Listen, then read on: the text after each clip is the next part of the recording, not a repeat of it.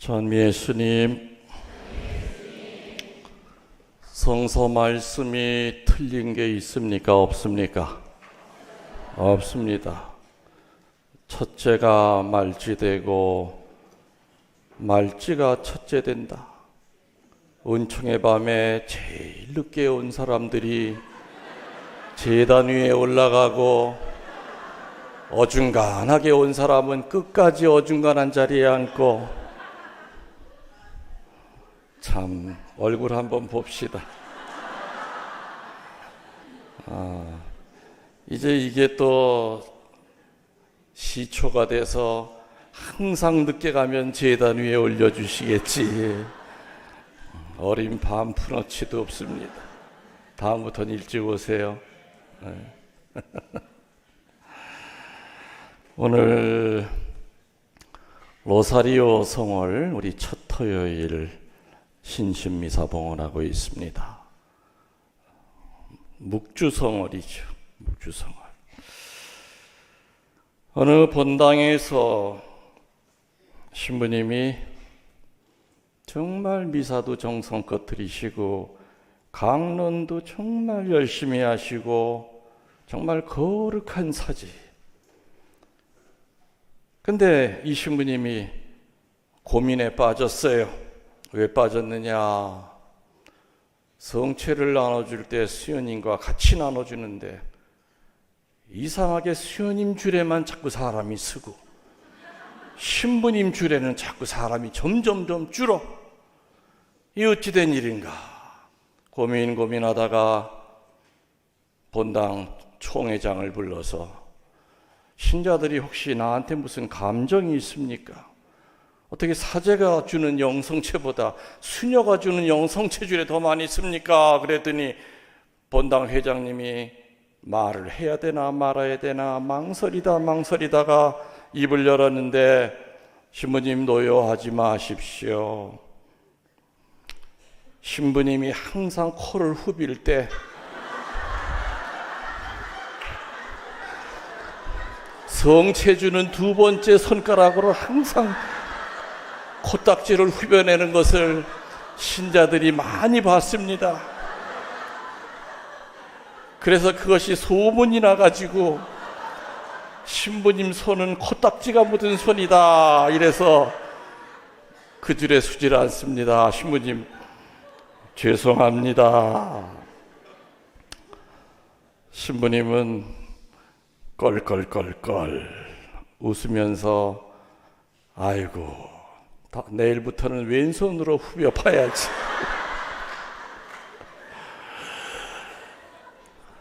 공인들은 말 한마디 행동 거지 하나가 많은 영향을 줍니다. 맞죠?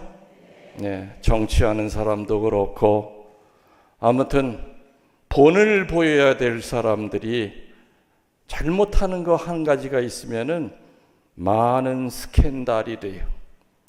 스캔달이라고 하는 그 라틴어의 뜻, 스캔달룸이라고 하는 그 뜻은 걸려서 넘어지게 하다라는 뜻입니다. 내가 잘못했을 때 나 때문에, 사제가 잘못 살면은 사제 때문에 신자들이 걸려 넘어집니다. 수녀가 제대로 못 살았을 때는 신자들이 수녀를 보고 걸려 넘어집니다. 부모가 자식 앞에 제대로 못 살았을 때는 자식이 부모를 보면서 자꾸 걸려 넘어집니다. 성당 나가려고 하는 며느리가 시어머니 때문에 자꾸 걸려 넘어져서 신앙생활을 포기합니다. 어떤 위치에 있든지 간에, 참 어떤 말을 하든지 간에 우리들은 나도 모르게 많은 영향을 주고 그 영향 때문에 삶이 밝기도 하고 어둡게도 만들 수 있는 그런 힘이 있다는 걸 우리들이 늘 생각하면서 하루하루 또 내가 만나는 사람 앞에, 저는 그 신부님의 그 얘기를 듣고 그 다음부터는 절대 오른손으로 안 후빕니다. 그러니까 아무 걱정하지 마시고 저한테 와서 성체 받으시라 이게. 지난번에 보니까 수녀님은 오른손으로 후비었어. 내가 한번 봤어. 미사할 때 내가 못 본 줄 알지요. 그래도 오른손으로 후비면 좀 어떻습니까? 착한 수녀인데. 자, 요즘 세상이 평화로워요? 아니면은 혼란스러워요? 참 이거 이렇게 가다가 어디까지 갈 건가 하고 정말 걱정스럽죠? 저는 요즘 아예 뉴스를 안 봐요. 뉴스를 틀면 마음의 평화가 다 깨져. 그래서 그냥 뭐 스포츠라든지 아니면 뭐 내셔널 지오그래피 이런 그 역사 얘기 같은 거 있지 않습니까? 그것만 열심히 찾아서 들어요. 지난달에 유럽에 가 있는 열흘 동안 뉴스를 안 보니까 얼마나 편했는지 몰라요. 그리고 와서도 트니까는 또 똑같은 얘기. 아예 안 봐. 아무튼 지금은 참 앞날이 어떻게 될지 모르는 그런 시대입니다. 과연 우리들은 하느님의 구원 계획의 그 역사 가운데 지금 어디쯤 와 있을까? 궁금할 필요가 없지만 또 어떤 때는 궁금해져요, 그런 것이. 요즘은 믿음이 없는 사람들 입에서도 어떤 말이 나오냐? 아이고 인간들 이러다 벌 받지, 천벌 받지 하는 말이 저절로 나오는 그런 시대에 우리들이 현재 살아가고 있습니다. 창조주 하느님이 세상을 만들 때, 인간을 만들 때부터 파괴할 계획을 가지고 만드셨겠습니까? 아니지요. 작가가 작품을 만들고 난 다음에는 영원히 그 작품이 지속되기를 간절히 바라는 마음으로 작품을 만듭니다. 그런데 인간에게 자유의지를 주어서 자유롭게 살라고 했건만 그 자유의지를 가지고 세상을 다 망가뜨리고 있어요. 짐승보다도 못하게. 위에서 내려다보는 바로 그분이 우리 인간들의 이 만행을 보면서 어떤 생각을 갖고 계실까? 하느님의 뜻이 우리들이 알아듣게끔 표현된 것을 우리는 계시라고 합니다. 계시는 공적인 계시가 있고 사적인 계시가 있죠. 공적인 계시는 요한 묵시록으로 끝이 났습니다. 그 이후에 2000년 동안은 사적인 계시가 계속해서 전달이 되어 옵니다. 성인들을 통해서도 하느님의 뜻이 우리들에게 전달이 됩니다. 여러분의 본당 신부님의 강론을 통해서도 강한 메시지가 옵니다. 이것도 어떤 의미로 다 사적 계시입니다. 그러나 모든 계시 가운데서 가장 정확하고 가장 권위가 있고 누구보다도 하느님의 그 마음을 정확하게 전달할 수 있는 분 누구지요? 성모 마리아. 성모님을 통해서 나온 계시야말로 가장 정확합니다. 성모님을 통해서 우리에게 전달된 그 계시는 성모님이 직접 발현하셔서 우리들에게 알려주시는 경우도 있었고, 성모님이 어떤 사람을 선택하여 그 사람의 입을 통하여 성모님께서 하느님의 뜻을 알려주시는 그런 경우도 있었죠. 성모님이 선택하여 하느님의 나라를 이 땅에 구현하기 위해서 성모님의 군대를 만드는 데 동원이 됐던 중개인이 됐던 성인의 이름은 성 루도비코. 아시죠? 레지오 마리에가 그렇게 탄생이 됐습니다. 성모님의 군대가 만들어졌습니다. 성모님의 기사를 만들기 위해서 막시밀리안 꼴베 신부님을 통해서 성모 기사회가 만들어집니다. 이렇게 성모님은 무너져 내리는 이 세상을 구원하기 위하여 특별한 사람들을 선택하여 하느님의 계시를 전합니다. 성모님이 직접 얘기하신 내용이나 성모님이 누구를 통하여 내적 담화 형식으로 세상에 알려진 성모님을 통한 하느님의 그 뜻을 보면은 지금이 현재 우리들이 어느 시대에 와 있는지를 대략은 짐작을 합니다. 성모님의 그 많은 메시지를 종합을 해보면 지금 우리들이 몸담고 있는 이 시대를 환난의 시대라고 합니다. 무슨 시대라고요? 환난의 시대입니다. 환난의 시대에 우리가 한가운데 살고 있다고 하는 것은 이미 2000년 전에 예수님이 마태복음을 통해서도 알려주셨고 그 외에 성모님께서는 구체적으로 더 확실하게 우리들에게 알려주었습니다. 지금 이 환난의 시대라고 하는 최소한 6가지의 징표가 있는데 첫 번째 징표, 오류가 전 세상에 퍼지고 있다. 특별히 교회 안에 오류가 번지고 있다. 가톨릭이 세상을 향하여 열려 있다라는 명목 하에 바티칸 공의회 이전에 정말로 귀중했던 전통들이 많이 사라져가고 있습니다. 그래서 지금은 이게 개신교인지 천주교인지 여호와 증인인지 별로 구별이 안 됩니다. 지금은 이게 신부인지 목사인지가 구별이 안 됩니다. 목사님은 멀리서 봐도 목사님 냄새가 나야 되고 신부님은 멀리서 봐도 신부님의 냄새가 나야 됩니다. 오류가 교회 안에 번지고 있다. 요한 바오로 2세는 얘기하셨죠. 교회의 유리창 틈으로 어두운 연기가 들어와서 오류를 퍼뜨리고 있다. 때로는 저명한 신학자들에 의해서 오류가 번져나간다고 그랬습니다. 맑은 물에 잉크 한 방울만 딱 떨어뜨리면 순식간에 새파란 물이 되듯이 마귀는 때로는 저명한 신학자들을 휘어잡아서 그 신학자들의 입을 통하여 신자들의 판단을 흐리게 합니다. 환난의 시대의 첫 번째 징표는 교회 안에 오류가 번지고 있다. 이 오류를 막는 방법은 하나밖에 없습니다. 저는 한평생을 신자들을 가리키면서 늘 그 얘기를 정말 수도 없이 많이 했습니다. 같이 한번 해봅시다.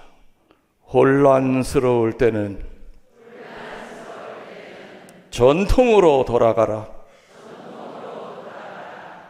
이 환난의 시대에 이 오류와 맞설 수 있는 방법은 새로운 해법이 있는 것이 아닙니다. 다시 옛날 전통으로 돌아가야 됩니다.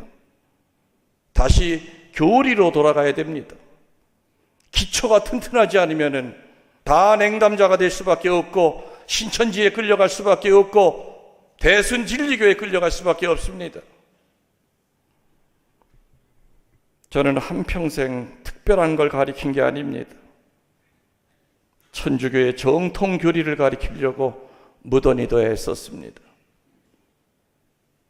그리고 신앙이라고 하는 것은 질러가는 방법이 없다. 신앙과 구원은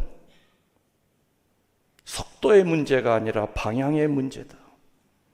신앙과 구원은 시간의 문제가 아니라 응답의 문제다.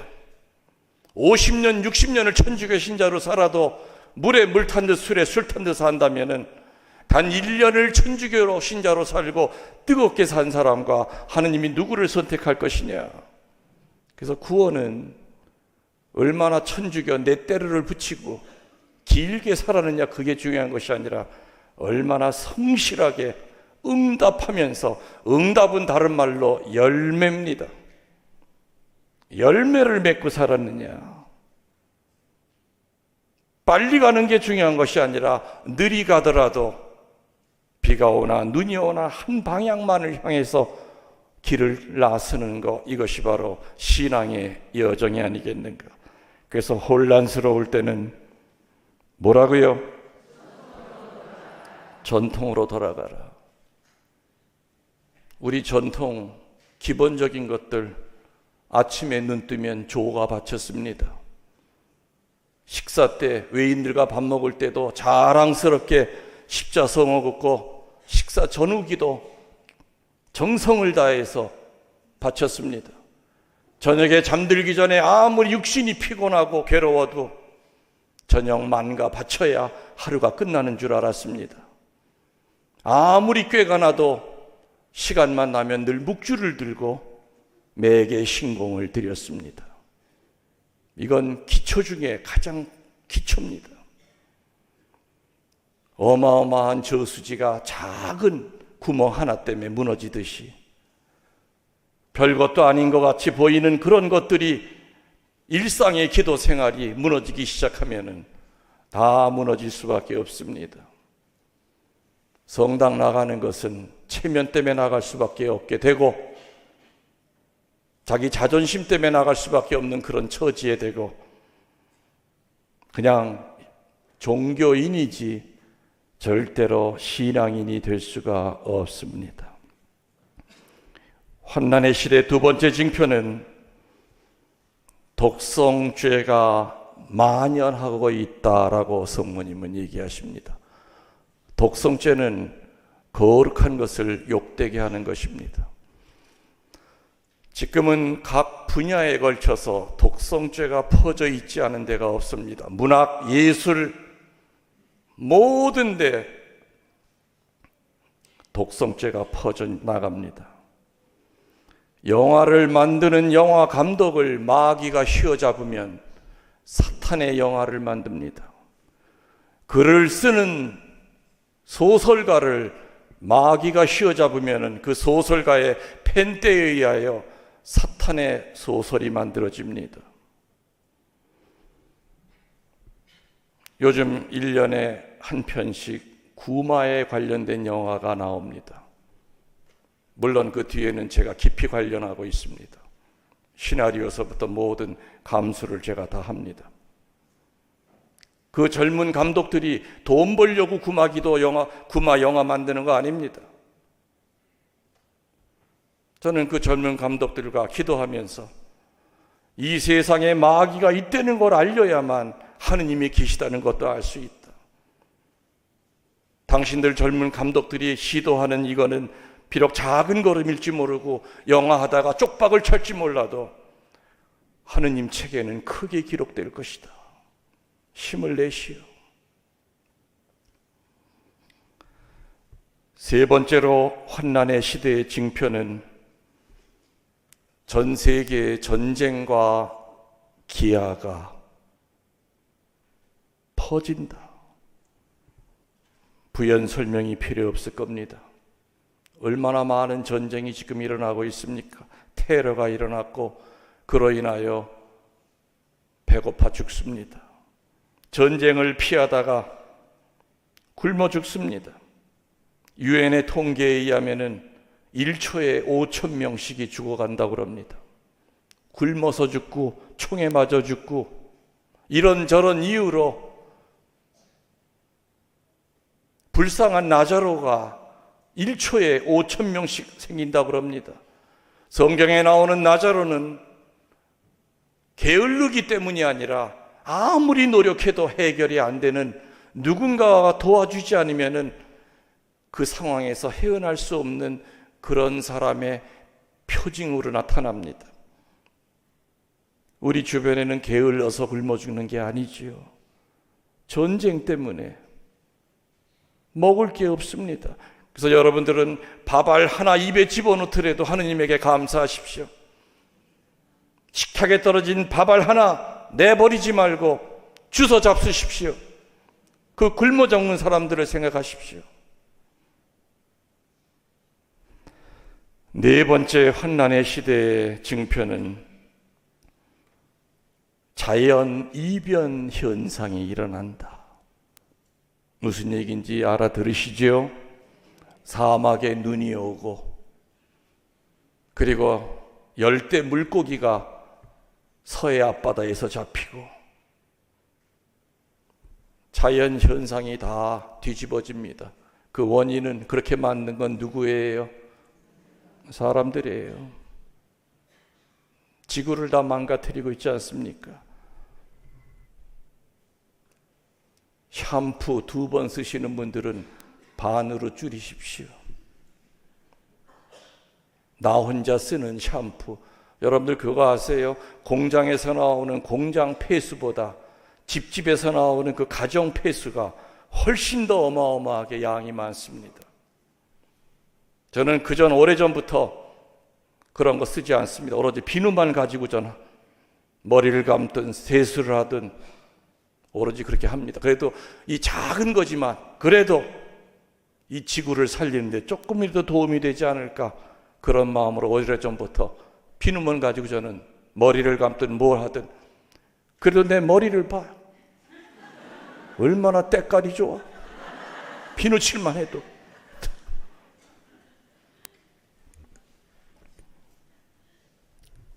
다섯 번째 환난의 시대 징표는 거짓 예언자들이 출몰한다. 여기저기서 거짓 예언자들이 나타난다. 하나같이 다 자기가 그리스도라고 그럽니다. 재림 예수라고 그럽니다. 그리고 돈을 긁어 모으고 가정을 파탄시키고 신자들을 성추행하고 다 망가뜨려 버립니다. 거짓 예언자들이 여기저기서 나타날 것이다.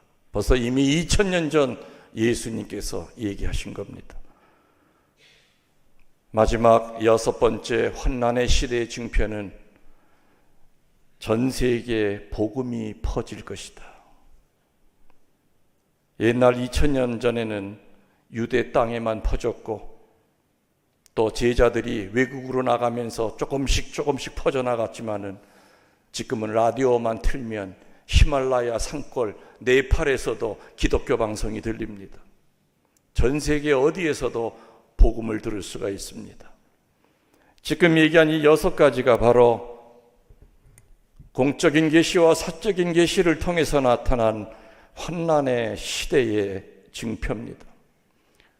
지금 내가 얘기한 이 6가지, 우리는 이 시대에 살고 있는 거 맞습니까? 틀립니까? 맞습니다. 다 해당되는 사항들입니다.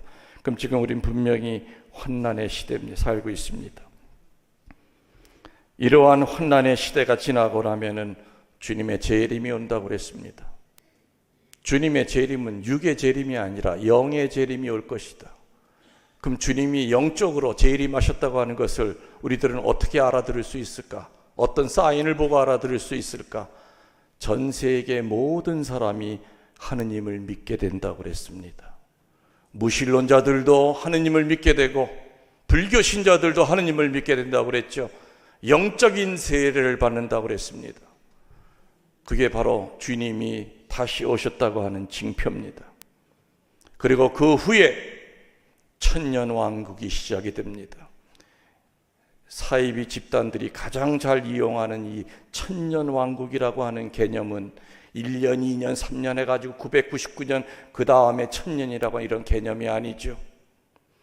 천년왕국이라고 하는 것은 마지막 정화 시기입니다. 여러분들 세례 받았다고 해도 죄 짓습니까? 안 짓습니까? 집니다. 그래서 우리 고백성서 보죠. 마찬가지로 주님이 오셔서 전 세상 사람들이 영적으로 세례를 받았다 하더라도 분명히 죄 중에 떨어지는 사람이 있다 이겁니다. 그래서 그 천년왕국이라고 하는 그 기간, 다시 말씀드리지만 그것은 숫자에 무한히 연결된 그러한 1년, 2년의 개념이 아니죠. 그 기간 동안에 정화를 시켜야 됩니다. 시편에 보면은 1000년도 하루 같고 하루도 1000년 같다고 그랬어요.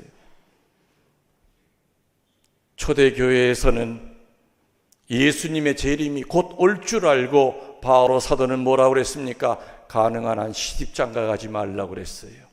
주님 맞이해야 되기 때문에. 근데 벌써 2000년이 흘러도 주님 안 오셨죠? 그럼 내 시대 때야 오시겠는가? 내 자식 때야 오시겠는가? 그렇게 판단하지 마십시오. 우리 계산으로는 2000년이 흘렀어도 하느님 계산으로는 이틀밖에 안 흘렀을지도 있습니다. 그분에게는 1000년도 하루 같다고 그랬기 때문에 2000년이 우리는 흘렀지만 이틀밖에 안 흐른 겁니다. 그래서 우리 대에 정화의 시기인 천년 왕국이 끝나고 그리고 성경에 나오는 세상 종말이 온다는 그 얘기입니다. 엄격한 개인 심판이 옵니다. 부부가 한 침상에서 자다가 하나는 지옥으로 떨어지고 하나는 천국으로 올라갈 것이요, 둘이 맷돌질하다가 하나는 천국으로 갈 거고 하나는 지옥으로 떨어진다 이겁니다. 엄격한 개인 심판입니다. 세상의 예언자들은 노스트라다무스 같은 그 예언자들이 지금 예언하는 것이 거의 88%까지 맞았다고 그럽니다. 근데 그 사람들의 그 예언의 마지막엔 뭐냐? 반드시 인간은 멸망한답니다. 근데 성모님의 메시지에 나오는 건 뭐냐? 멸망 안 할 수도 있습니다. 최후의 심판을 거두어 들이실 수도 있습니다. 단 조건이 뭐냐? 너희가 서로 사랑하면, 너희가 서로 나누고 살면, 너희가 서로 용서하면, 너희가 서로 봉사하면, 이 아름다운 세상을 만든 그 주인이신, 그 작가이신 하느님이 이 세상을 파괴하려고 안달복달하시는 분이 아니라는 거죠. 어떻게 쓰든지 세상을 살려보려고 수많은 예언자들을 보냈고 성인 성녀들의 삶을 통해서 그분들의 삶을 본받고 배워라. 저처럼 피정지도를 시키는 사제들의 입을 통하여 얼마나 많은 외침이 있었습니까? 그거를 듣고 서로 사랑하면, 서로 용서하면, 서로 아끼고 살면, 서로 받아들이고 살면, 서로 화를 거두려고 애쓰고 산다면 최후의 심판은 없다는 겁니다. 세상 예언자들은 우리들이 회개하건 말건 상관없이 행성이 와서 지구에 부딪혀 종말이 오든 아무튼 종말이 온다는 것이지만, 성모님의 메시지와 성모님의 예언과 그들과의 차이는 바로 성모님은 우리들이 어떻게 하느냐에 따라서 이 세상은 최후의 심판이 없을 거라는 겁니다. 근데 우리들에게는 희망이 있습니다. 그래서 우리는 너부터 회개하고 손가락질할 게 아니라 나부터 회개하자. 너부터 나를 용서해야 할 것이 아니라 나부터 용서하기 시작하자. 너부터 봉사해, 그럼 나도 봉사할게 하가 아니라 나부터 봉사하는 거예요. 너부터 내놔, 그럼 나도 내놓을게. 그게 아니지요. 성모님은 이 환난의 시대에 우리들에게 울타리를 마련해 주셨습니다. 매달 부산에서 빵을 가지고 성모 울타리 공동체들이 오죠. 이름은 끝내주게 졌어. 아무튼 그 성모 울타리는 뭐냐? 메주고리의 그 성모님이 5개의 신도를 가지고 살면 영적으로 울타리를 만들어 줄 것이다. 첫 번째가 단식 훈련에 들어가라. 단식 훈련의 목적은 영적인 분별력 때문에 그렇습니다. 온몸이 가득 음식으로 차 있을 때는 정신이 멍해집니다. 절대로 분별이 안 됩니다. 제대로 된 스님들은 겨울이 되면 동안거에 들어가고, 겨울이 되면 하안거에 들어가 굴 속에 들어가서 솔잎과 좁쌀만을 먹으면서 육신과 싸웁니다. 몸은 비록 비쩍 말라가지만 영이 맑아집니다. 영이 맑아지면 엉켰던 실타래의 처음과 끝이 보이기 시작합니다. 영적 분별력이 생깁니다. 천주교에서도 초대교회 때는 단식이라고 하는 그 훈련 방법을 얼마나 귀하게 여겼는지 모릅니다. 그러나 점점 세월이 가면서 다 없어지고 이제는 사순절 때 제수요일 날 한 끼, 성금요일 날 한 끼, 근데 그거 지키는 신자도 30%가 안 됩니다. 천주교가 갖다 버린 거 개신교 신자들은 잘 쓰고 계시죠? 여러분 주변에 개신교 신자들 얼마나 철저하게 단식합니까? 금식기도, 며칠 금식기도, 며칠 금식기도 산에 들어가서 하고, 교회 안에 나와 십자가 앞에서도 단식 들어가고. 성모님은 환난의 시대의 그 첫 번째 울타리가 단식을 통하여 영의 분별력을 기르라고 합니다. 두 번째 울타리는 묵주기도 하라고 하셨습니다. 지금 신비가 몇 개죠? 환희의 신비, 빛의 신비, 고통의 신비, 영광의 신비. 두 번째 빛의 신비가 생긴 건 오래전 얘기가 아닙니다. 2000년도 초 제가 진천 본당 신부할 때 그때 요한 바오로 2세가 빛의 신비를 반포하셨습니다. 저 그날 정말 많이 울었습니다. 왜? 저는 신학생 때부터 묵주기도 할 때마다 왜 예수님의 그 공생할 부분이 왜 없을까? 왜 예수님의 그 환희의 신비 그 다음으로 왜 바로 고통으로 넘어갈까? 영성지도 신부님에게 물어봐도 그걸 왜 나한테 묻냐? 나도 몰라. 옛날부터 신비가 3개야. 근데 묵주기도 들을 때마다 자꾸 분심이 들었어요. 저 혼자. 그래서 정말 아무한테도 얘기 못하고 요한 바오로 2세가 그 빛의 신비를 발표하는 그날까지 어느 누구한테도 얘기 못하고 신학교 2학년 때부터 나 혼자 예수님의 공생활의 중요한 데를 5개를 찾아서 나 혼자 긴 세월 동안 그 빛의 신비를 했었죠. 근데 요한 바오로 2세가 빛의 신비를 발표할 때 내용을 보니까 눈물을 안 흘릴 수가 없었어. 5개 가운데 4개가 맞은 거예요. 4개가. 지금은 환희의 신비서부터 영광의 신비까지 이제는 완전한 모양을 갖춘 관상 기도가 됐습니다. 이 세상에서 가장 아름다운 관상 기도가 바로 로사리오 기도입니다. 묵주 기도입니다.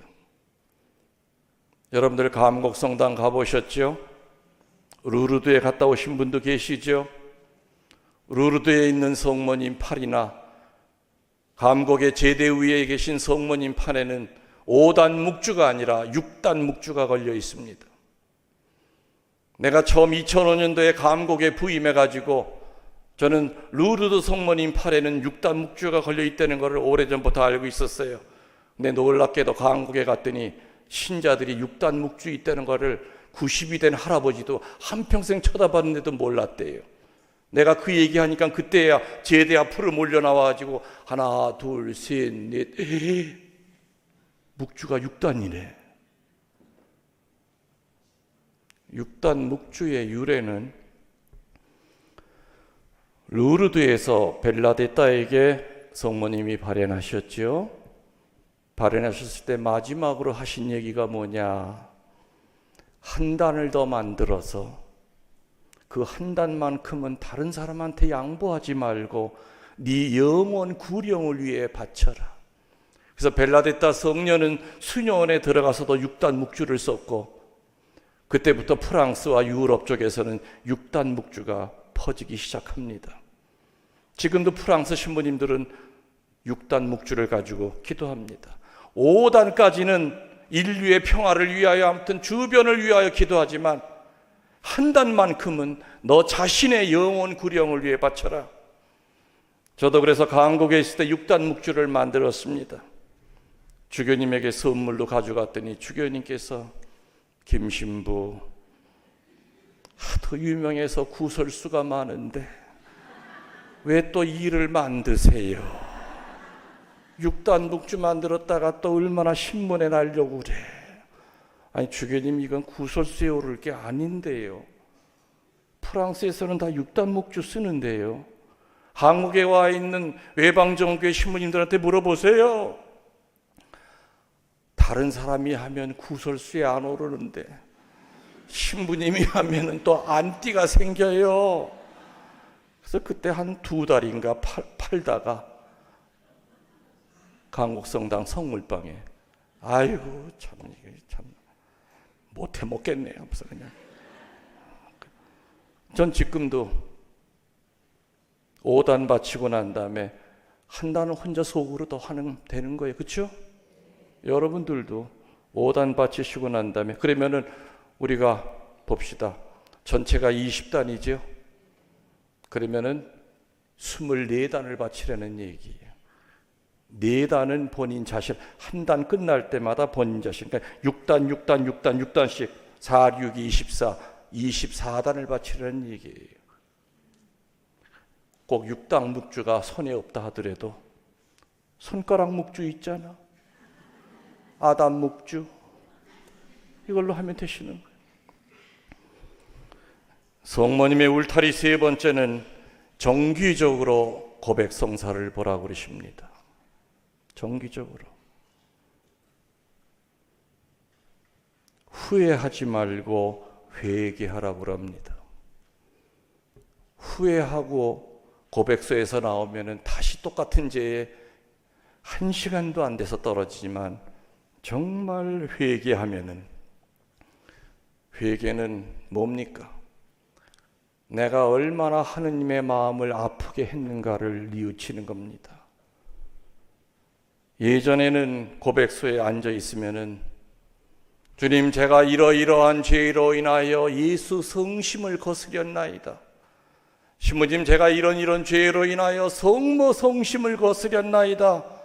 그런 고백을 들을 수 있었지만 지금은 자기 지은 죄만 빨리 사해달라고 그럴 뿐이지, 내가 이 죄 때문에 하느님 마음이 얼마나 아프시고 성령님께서 얼마나 슬퍼하셨는지 하느님의 마음을 헤아리는 고백 성사를 들을 수가 없습니다. 참다운 회개라고 하는 것은 내 중심이 아니라, 내 몸에 묻은 때 빨리 지워버리려고 하는 것이 아니라 하느님의 마음을 아프게 한 것을 먼저 깊이 깨우치는 것이 바로 참다운 성사입니다. 그러나 후에는 죄에 떨어져서 자존심이 상해서 빨리 해결하고 싶은 그 마음입니다. 그래서 후에는 다람쥐 쳇바퀴 돌듯이 계속 같은 죄에 떨어지지만 우리가 회개를 하면은 분명히 그 죄로 생긴 상처를 치유받게 됨을 믿도록 하십시오. 성모 울타리 네 번째는 가능한 한 매일같이 성체를 영하라고 그러셨습니다. 매일이 어려우면 적어도 일주일에 2-3번은 성체를 영해야 된다. 여러분 가운데 고혈압 환자 계시죠? 매일 영합니까? 안 영합니까? 고혈압약을 영합니까? 먹습니까? 먹습니까? 먹죠? 저도 어디 외국에 갈 때는 혈압약부터 챙겨야 돼요. 지 몸뚱아리 혈압약을 이렇게 끔찍이 챙기면서, 천상의 약인 성체는 일주일에 한 번만 먹는 것으로 되는 거 안다면 그건 아니라는 거죠. 지금 이 환난의 시대에는 일주일에 한 번 성체 영하는 거 가지고는 버틸 재간이 없습니다. 가능한 한 매일 미사. 얼마나 매일 미사가 좋으신 줄 알죠? 하루 아침 시작할 때 아니면 저녁에 하루를 마칠 때 매일 미사를 드립니다. 무엇보다도 매일 미사의 장점은 헌금이 없다는 사실입니다. 이렇게 훌륭한 매일 미사를 왜 일주일에 한 번만 하려고 합니까? 성모님의 울타리 네 번째가 성체 성사입니다. 성체입니다.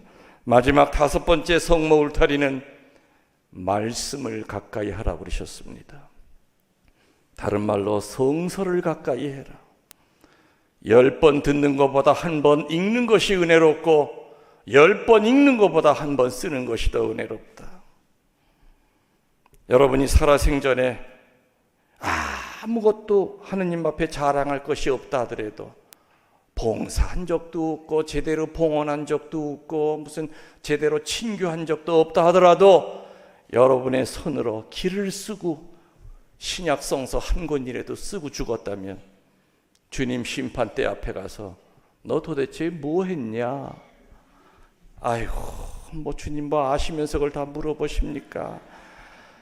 아이고 근데 그냥 그래도 저도 벼르기도 낯짝이 있듯이 주님 만나면 그래도 이거는 그래도 이렇게 해드려야 될 것 같아서 열심히 신약성서 그냥 손마디가 다 부러뜨릴 정도로 신약성서 써가지고 김웅렬 신부님한테 가서 축복자까지 받았습니다. 엄하게 심판하시지 않을 겁니다. 성서 써가지고 그거 주님 앞에 가져가시면은.